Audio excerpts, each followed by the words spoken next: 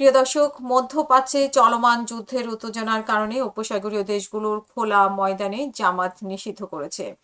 সেখানে পবিত্র ঈদ উল ফিতরের নামাজে খোলা ময়দানে আদায় করেছে ইরানের হাজার হাজার মুসল্লি। আজকে শনিবার 21শে মার্চ ভোরে দেশটির বিভিন্ন শহরে এই নামাজ অনুষ্ঠিত হয় বলে রাষ্ট্রীয় টেলিভিশনের ফুটেজে দেখা গেছে।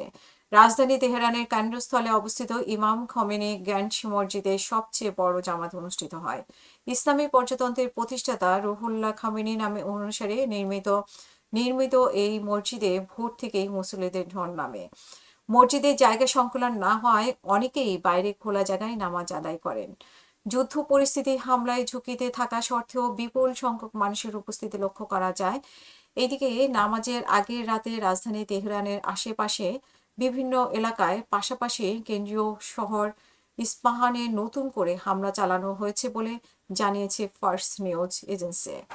এবং রাষ্ট্রীয় টেলিভিশনে সম্প্রচার দেখা গেছে যে দেশের অন্যান্য শহরেও ঈদের জামাত অনুষ্ঠিত হয়েছে। এর মধ্যে রয়েছে মধ্যাঞ্চলের আরাক, দক্ষিণ পূর্বের জাহেদান এবং পশ্চিমাঞ্চলের আবাদান।